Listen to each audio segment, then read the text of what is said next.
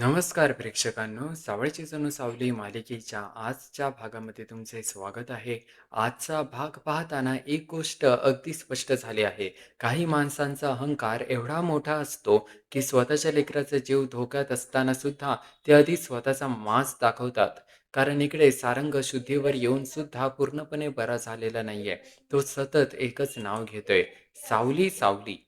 डॉक्टरांनी स्पष्ट सांगितलं आहे की सावली सारंगच्या जवळ आली, त्याच्याशी बोलली आणि त्याला जुन्या आठवणी जाग्या करून दिला तर तो लवकर बरा होऊ शकतो. पण तिलोत्तमा काय म्हणते, त्या मुलीची सावली सुद्धा माझ्या मुलाच्या अंगावर पडू देणार नाही. म्हणजे डॉक्टर ट्रीटमेंट सांगतात आहे आणि तिलोत्तमा स्वतःच्या इगोचं प्रिस्क्रिप्शन लिहित आहे. दुसऱ्या बाजूला भैरवी मोनिकाच्या प्रश्नांच्या जाळ्यामध्ये अडकवण्याचा प्रयत्न करते. मोनिकाला सावली घरात हवी आहे, पण भैरवीला सावलीला त्या घराच्या जवळ सुद्धा येऊन द्यायचं नाहीये. आणि आजच्या भागातला सर्वात मोठा हायलाईट म्हणजे ज्या तिलोत्तमाने सावलीला घरातून अपमान करून बाहेर काढलं होतं, तीच तिलोत्तमा अखेर सावलीच्या दारात पोहोचते. पण मदत मागताना सुद्धा तिचा टोन असा असतो जणू ती सावलीवर उपकारच करत आहे. चला तर मग सविस्तर बघूया आजच्या भागामध्ये नेमकं काय काय घडलं. आजच्या भागाच्या सुरुवातीला सारंग घरी परतलेला असतो. त्याला हॉस्पिटलमधून डिस्चार्ज मिळाला आहे, पण तो अजून पूर्णपणे शुद्धीवर आलेला नसतो. त्याचे डोळे बंद असतात आणि तो मधून एकच नाव घेतो. ते नाव म्हणजे सावलीचं नाव. आता अमृता हे सगळं काळजीपूर्वक बघते. तिला जाणवतं की ही साधी बडबड नाहीये. सारंगच्या मनामध्ये सावलीशी जोडलेलं काहीतरी खूप खोलवर आहे आणि त्याच्या उपचारासाठी सावलीचं येणं गरजेचं आहे. अमृता तिलोत्तमाला म्हणते, "आई, सारंगची अवस्था बघा. ते सतत सावलीचं नाव घेतोय. मला असं वाटतं की आपण आपल्या सावलीला घरी परत बोलवावं." ती सारंग जवळ आली आणि त्याच्याशी बोलली तर कदाचित गोष्टी सोप्या होतील. पण तिलोत्तमा नेहमीप्रमाणे लगेच नकार देते. ती म्हणते, "नाही, त्या मुलीची सावली सुद्धा माझ्या मुलाच्या अंगावर पडू देणार नाहीये." आता इथे अमृताला काय बोलावे हे समजतच नाही. कारण समोर मुलगा बेशुद्ध आहे. तो सावलीचं नाव घेतोय. डॉक्टरांनी सावलीची गरज असल्याचं सांगितलं आहे ना. पण तिलोत्तमा अजूनही सगळ्यात मोठी समस्या सारंगची तब्येत नसून तिच्यासाठी सगळ्यात मोठी समस्या आहे की सावलीने घरात प्रवेश करणं. काही लोकांचं एकच गंमत असते. ते म्हणतात माझ्यासाठी माझं कुटुंब सर्वात महत्त्वाचं आहे. पण जेव्हा कुटुंबाला वाचवण्यासाठी स्वतःचा अहंकार बाजूला ठेवण्याची वेळ येते, तेव्हा कुटुंब दुसऱ्या क्रमांकावर जातं आणि त्यांचा अहंकार पहिल्या क्रमांकावर येतो. अमृता पुन्हा तिला समजावते. ती म्हणते, "आई प्लीज समजून घ्या. सावलीचं येणं खरंच महत्त्वाचं आहे. आपण सारंगला या अवस्थेमध्ये ठेवू शकत नाही." तेवढ्यात बबलू म्हणतो, "डॉक्टरांनी सुद्धा सांगितलं आहे ना." पण तो वाक्य पूर्ण करण्याआधीच तिलोत्तमा त्याला थांबवते. ती संतापून म्हणते, "बबलू, इथे मोठी माणसं बोलत आहेत. मध्ये बोलण्याची तुला काही गरज नाहीये."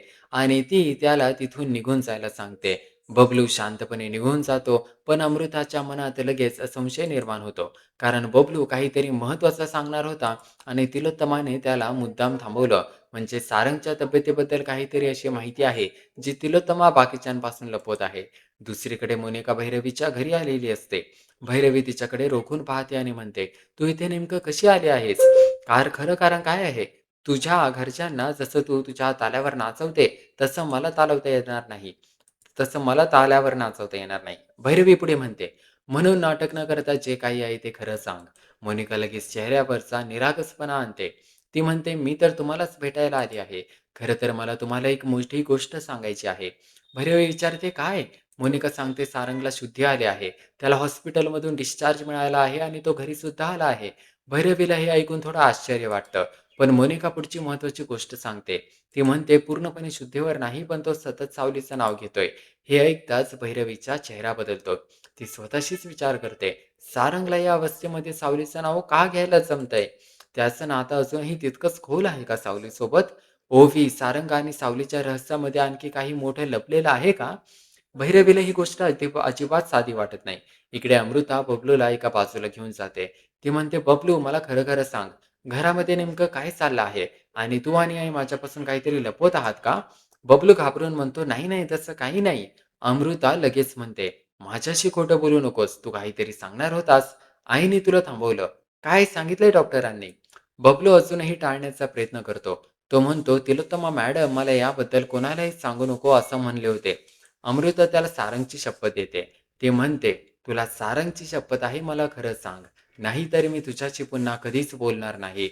शेवटी बबलू सगळं सत्य सांगतो. तो म्हणतो, "डॉक्टरांनी सांगितलं आहे, की सावली वहिनी सारंगदादाला भेटल्या नाहीत, त्यांच्याशी बोलल्या नाहीत आणि त्यांना जुन्या गोष्टी आठवून दिल्या नाहीत, तर सारंगदादा पूर्णपणे या अवस्थेतून बाहेर येणार नाही." हे ऐकता अमृता हादरते. तिला आता पूर्ण सत्य समजतं. तिलोत्तमाला आधीपासून माहिती होतं, की सारंगला बरं करण्यासाठी सावलीची गरज आहे. तरीसुद्धा ती फक्त आपल्या हट्टामुळे सावलीला बोलवायला नकार देत होती. तेवढ्यात तिलोत्तमा तिकडे येते. तिला बबलूने अमृताला सत्य सांगितल्याचं कळतं आणि ती संतापते. ती म्हणते, "मी तुला स्पष्ट सांगितलं होतं ना, की हे कोणालाही सांगायचं नाही. मग तू अमृताला का सांगितलं?" आता मात्र बबलू सुद्धा शांत राहत नाही. तो म्हणतो, "मला सारंग दादाची खूप काळजी आहे. त्यांना बरं करण्यासाठी जे काही करावे लागेल ते मी करणार." तिलोत्तमा स्पष्टपणे सांगते, "तुमचा इगो तुमच्या मुलाच्या जीवापेक्षा मोठा होऊ शकतो. सावली वहिनी तुमची सून आहे, की तुम्हाला त्यांच्याशी समस्या आहे, हे माझ्यासाठी महत्त्वाचं नाहीये. माझ्यासाठी सारंग दादा महत्त्वाचा आहे." बबलू पुढे म्हणतो, "तुम्ही तुमच्या चुकीमध्ये माझी साथ अपेक्षा करू नका. सारंग दादासाठी प्लीज सावली वहिनींना घरी आणा." हे सगळं बोलून बबलू तिकडून निघून जातो. आता खरं सांगायचं तर बबलूने आज जे बोललं ते घरातल्या बाकी मोठ्या माणसांनी आधीच बोलायला पाहिजे होतं. घरात वयाने मोठं असणं आणि विचारांनी मोठं असणं यात फरक असतो. आज तो फरक बबलूने दाखवला. इकडे ओवी सारंगच्या बाजूला बसलेली असते. ती त्याचा हात धरून म्हणते, "बाबा काय झालंय? तुला डोळे उघड ना, माझ्याशी बोल ना, मला काहीतरी सांग ना." पण सारंग कोणताही रिस्पॉन्स देत नाही. ओवीची काळजी वाढते. ती लगेच अबीरला फोन करते. अबीर विचारतो, "काय गं, सुपरहिरो आता बरे आहेत ना? मी ऐकलं ते बोलायला सुद्धा लागले आहेत." ओवी उदास आवाजात म्हणते, "त्यांना घरी आणलं आहे. डिस्चार्ज मिळालाय. पण ते अजूनही पूर्णपणे शुद्धीवर आले नाहीयेत. ते माझ्यासोबत बोलत सुद्धा नाहीयेत." अंबीर म्हणतो, "पण अमृता काकू तर म्हणाल्या, की ते बरे आहेत." ओवी म्हणते, "बरे आहेत, पण ते काही रिस्पॉन्स देत नाहीये. मी सतत त्यांच्याशी बोलते, पण ते फक्त झोपल्यासारखे आहेत." आणि तेवढ्यात सारंग पुन्हा म्हणतो, "सावली." ओवी हे ऐकते आणि ते अबीरला सांगते, "माझे बाबा सोफेमध्ये सतत सावली टीचरचं नाव घेत आहे. असं कसं होऊ शकतं?" अबीर काही क्षण विचार करतो आणि म्हणतो, "आता तर मला खात्री आहे, की सुपर हिरो आणि आईचा काहीतरी जुना संबंध आहे. सगळे आपल्यापासून काहीतरी लपवत आहेत."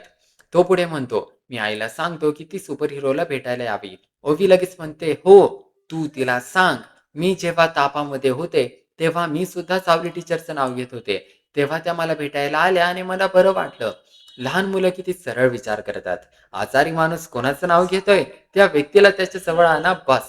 मोठ्या माणसांना त्यामध्ये अहंकार, जुने वाद, प्रतिष्ठा आणि घराची परवानगी या सगळ्याचे फॉर्म भरायचे असतात. ओवी पुन्हा सारंग जवळ जाते आणि ती म्हणते, "बाबा उठ ना, मला तुझ्याशी बोलायचे आहे. मला तुझ्या गोष्टी ऐकायच्या आहेत. काहीतरी रिस्पॉन्स दे ना." पण सारंग शांत असतो. ओवीच्या चेहऱ्यावरची भीती आणखी वाढते. दुसरीकडे तिलोत्तमा एकटी बसून सगळ्या परिस्थितीचा विचार करत असते. तिचे डोळे सुजलेले असतात. ती थकलेली आणि अस्वस्थ दिसते. अमृता तिच्याजवळ येते आणि म्हणते, "आई तुमची अवस्था बघा. तुम्ही कित्येक दिवस नीट झोपला नाही. थोडा आराम करा." तिलोत्तमा म्हणते, "हो, मी आराम करेल." अमृता पुढे बोलते, "बरं झालं मी ओवीला तिच्या खोलीमध्ये पाठवलं. तिने सारंगच्या तोंडातून सावलीचे नाव ऐकलं असतं, तर आणखी प्रश्न निर्माण झाले असते." पण अमृता आता पुन्हा मुख्य मुद्द्यावर येते. ती म्हणते, "आई, अजूनही वेळ गेलेली नाहीये. सावलीला आपल्या घरी बोलवा आणि आपल्यासाठी सारंगचा जीव महत्त्वाचा असायला हवा." अमृता थेट इशारा देते, "जर सारंगच्या जीवाला काही झालं, तर मी सगळ्यांना ओरडून सांगेल, की मी तुमचा इगो तुमच्यासाठी स्वतःच्या मुलाच्या जीवापेक्षा मोठा होता." हे ऐकताच तिलोत्तमा संतापते. ती म्हणते, "तू काय बोलतेस? याची तुला जाणीव आहे का?" अमृता म्हणते, "मला जाणीव आहे आणि मला आणखी एक गोष्ट सांगायची आहे. मी तुम्हाला न सांगता सावलीला भेटायला गेले होते." हे ऐकून तिलोत्तमा चकित होते. अमृता पुढे सांगते, "सावलीने सारंगसाठी निर्जळी उपवास केला होता. तिने अन्नपाणी सुद्धा घेतलं नव्हतं. सारंग शुद्धीवर आला तो तिच्या प्रार्थनेचाच चमत्कार आहे असं मी मानते." अमृता पुन्हा विनंती करते, "आई एकदा तरी तिच्याशी बोला." पण तिलोत्तमा म्हणते, "मी तिच्या दारात जाणार नाही. माझा आणि त्या मुलीचा काही संबंध नाहीये." तरी काही वेळ विचार केल्यानंतर ती म्हणते, "तू तिच्याकडे जाऊ शकते. तिला आपल्या घरी येण्यासाठी विनवणी कर. काहीही कर पण सारंगला बरं करण्यासाठी तिला घेऊन ये." आता अमृता तिलोत्तमाला अतिशय योग्य उत्तर देते. ती म्हणते, "आई, या घरामध्ये तुमचा शब्द शेवटचा मानला जातो. मग सावलीला बोलावण्याची विनंती मी का करायची? तुम्हीच ठरवा तुम्हाला स्वतः जाऊन तिला बोलवायचं आहे, की अजूनही तुमच्या इगोला धरून बसायचं आहे." अमृता तिथून निघून जाते आणि तिलोत्तमा विचारात पडते. आता परिस्थिती तिच्यासमोर 2च पर्याय ठेवते. सावलीच्या समोर झुकायचं किंवा सारंगच्या अवस्था आणि आणखी बिघडताना पाहायची. दुसरीकडे भैरवी अजूनही मोनिकाशी बोलत असते. भैरवी म्हणते, "शक्य नाही. तिलोत्तमाचा ॲटिट्यूड तुला माहिती आहे. ती सावलीला त्या घरामध्ये जागा देणारच नाहीये." पण ती लगेच पुढे म्हणते, "आणि समजा तिने सावलीला घरात घेतलंच, तर मी सावलीला मेंढळे कुटुंबामध्ये सहजपणे राहून देणार नाही. सगळं माझ्या मनाप्रमाणे व्हायला पाहिजे." मोनिका मनामध्ये विचार करते, "भैरवीला सावली घरात नको आहे, पण मला सावली घरात हवी आहे. कारण सावली आली तर घरातले संबंध बदलतील आणि माझ्या काही समस्या कदाचित सोप्या होतील." मोनिका भैरवीला विचारते, "तुम्ही सावलीला घरात येऊ द्यायला का तयार नाही आहात? तुमचा सुद्धा तिच्याशी काही जुना वाद आहे का?" भैरवी म्हणते, "माझा सावलीसोबत खूप मोठा हिशोब आहे." आणि मग ती अचानक मोनिकाला विचारते, "पण सावली घरी येणार आहे असं ऐकल्यानंतर तू आनंदी का झाली आहेस?" मोनिका लगेच विषय बदलते, "मी आनंदी नव्हते. ती तर घरात काय होईल याचा विचार करून घाबरले होते." भैरवीला तिचं उत्तर पूर्णपणे पटत नाही. ती मोनिकाला एक काम सांगते. ती म्हणते, "सावली तुमच्या घरी आली तर तिच्या प्रत्येक हालचालीची माहिती मला हवी आहे. ती कोणाशी बोलते, कुठे जाते, काय करते, प्रत्येक क्षणाची माहिती मला दे." मोनिका लगेच तयार होते. ती म्हणते, "हो, मी सगळं सांगेन. हवं असेल तर सावली घरात असेपर्यंत मी घराबाहेर सुद्धा जाणार नाही." भैरवी म्हणते, "ठीक आहे, पण हे काम अगदी नीट झालं पाहिजे." मोनिका संधी बघून पुन्हा खंड्याचा विषय काढते. ती म्हणते, "त्या दिवशी मी इथे आले होते, तेव्हा खोलीमध्ये जो माणूस झोपवला होता तो खंड्या होता ना?"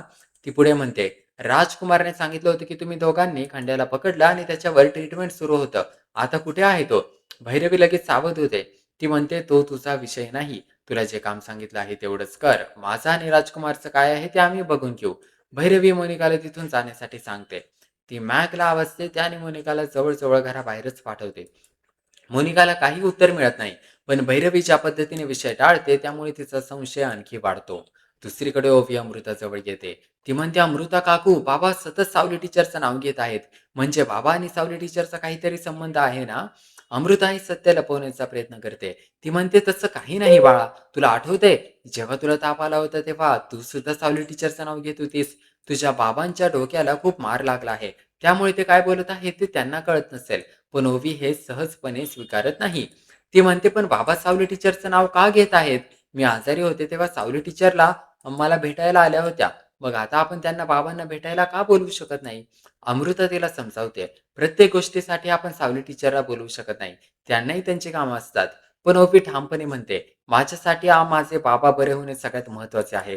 ती पुढे धमकीच देते, "जोपर्यंत बाबा बरे होत नाही तोपर्यंत मी शाळेत जाणार नाही, होमवर्क करणार नाही, कोणाचाही ऐकणार नाही. गरज पडली तर मी स्वतः सावली टीचरच्या घरी जाईल आणि त्यांना ओढत आपल्या घरी घेऊन येईल." ओवी चिडून तिथून निघून जाते. हे सगळं तिलोत्तमा सुद्धा ऐकत असते. आता तिला समजतं की फक्त डॉक्टर, अमृता किंवा बबलूच नाही, ओवी सुद्धा सावलीला घरी आणण्याचा हट्ट करणार आहे. आणि त्याच वेळी सारंग पुन्हा म्हणतो, "सावली." तिलोत्तमाच्या मनावरचा दबाव आणखी वाढतो. दुसरीकडे अभिर सावली आणि जगन्नाथला सांगतो, ओवीने मला सांगितलं की सुपर हिरो सतत आईचं नाव घेत आहे. तो सावलीला विचारतो, "आई, तुझा आणि सुपर हिरोचा काही जुना संबंध होता ना? तुम्ही सगळे आमच्यापासून काहीतरी लपवताय ना?" जगन्नाथ अबीरला शाळेत जायला सांगतो. पण अबीर म्हणतो, "मला शाळेत जायचं नाहीये. मला सुपर हिरोला भेटायला जायचंय." तो स्वतःला दोष देत म्हणतो, "हे सगळं माझ्यामुळे झालं ना. आपण दोघे जाऊया. त्यांना थँक यू आणि सॉरी दोन्ही सांगूया." सावली त्याला समजावते. ती म्हणते, "तू स्वतःला दोष देऊ नको. तू शाळेत जा हे जास्त महत्वाचं आहे." कसेबसे सावली आणि जगन्नाथ अबीरनाथला शाळेत पाठवतात. अबीर गेल्यानंतर जगन्नाथ सावलीला म्हणतो, "अबीर जे बोलला ते पूर्णपणे चुकीचं नाही. सारंग या अवस्थेमध्ये तुझं नाव घेत आहे. आपल्याला काहीतरी करायला पाहिजे." सावली म्हणते, "मला सगळं समजतंय बाबा, पण मी काय करू शकते? तुम्हाला सगळ्या गोष्टी माहीत आहेत."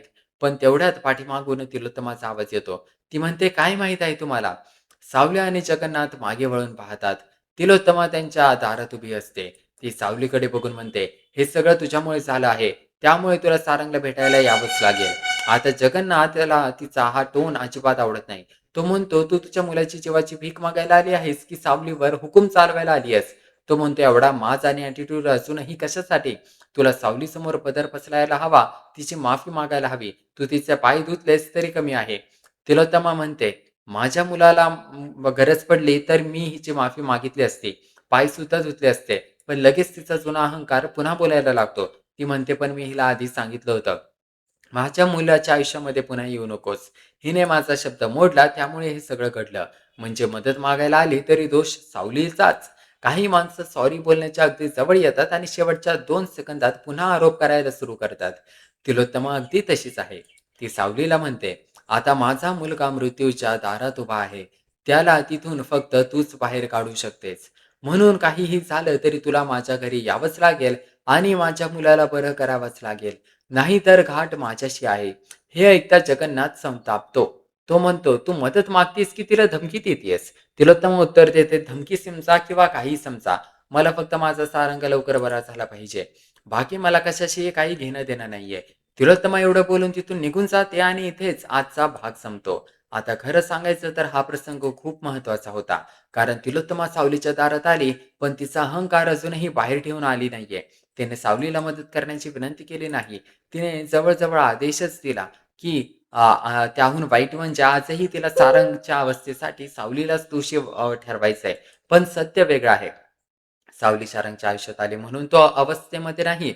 सावली त्याच्या आयुष्यातून दूर गेली म्हणून कदाचित त्याच्या मनामध्ये इतक्या खोल जखमा निर्माण झाल्या आहेत. पुढच्या भागामध्ये जगन्नाथ सावलीला म्हणणार आहे, "मला वाटतं तू सारंगकडे जायला पाहिजे." तिलोत्तमाच्या या वागण्यावर तोच पर्याय आहे. पण सावली म्हणते, "ज्या बाईने मला घराबाहेर काढलं, तिच्या जवळ मी अबीरला कसं ठेवू?" याचा अर्थ सावलीला सारंगला भेटण्याचा विचार तर चाललाय, पण तिच्यासमोर अबीरचा मोठा प्रश्न उभा आहे. ती त्या घरात गेली तर अबीरचं काय? तिलोत्तमा त्याला स्वीकारेल, की सावलीला पुन्हा एकदा सारंग आणि अबीर यांच्यामध्ये निवड करायला लावेल? आता पुढे खूप मोठे वादळ येणार आहे. कारण सावली त्या घरात गेल्यावर फक्त सारंगच्या आठवणी जाग्या होणार आहेत. घरातली जुनी गुपितं, तुटलेली नाती आणि दाबून ठेवलेले प्रश्न सुद्धा पुन्हा जागा होणार आहेत. ओवीला सारंग आणि सावलीच्या नात्याबद्दल कळेल का? अबीरला आता सुपर हिरो नेमका कोण आहे याची शंका येईल का? मोनिका सावलीच्या प्रत्येक हालचालीची माहिती भैरवीला देणार का? आणि भैरवी सावलीला त्या घरातून बाहेर काढण्यासाठी कोणता नवीन डाव खेळणार? मला मात्र आजच्या भागातून एक गोष्ट स्पष्टपणे जाणवली. कधी-कधी माणूस दुसऱ्याला आपल्या आयुष्यातून बाहेर काढतो, पण त्याची गरज संपत नाही. उलट वेळ अशी येते की त्याच व्यक्तीसमोर जाऊन मदत मागावी लागते. आणि नियतीची अशी गंमत असते. तिलोत्तमाने सावलीला एकदा घराबाहेर काढलं होतं. आज सारंगचं मन ते पुन्हा तिला त्याच्याच घरामध्ये घेऊन येते. तुम्हाला काय वाटतं प्रेक्षकांनो? सावलीने तिलोत्तमाचा ॲटिट्यूड पाहून सारंगसाठी त्या घरात जावं? की आधी तिलोत्तमाने मनापासून माफी मागितल्याशिवाय सावलीने तिची विनंती स्वीकारू नये? या सगळ्यावरचे तुमचे मत नक्की कॉमेंट करा. आपण भेटूया मालिकेच्या पुढील भागात आणि पाहूया मालिकेत नवनवीन अजून नेमकं काय काय घडते ते.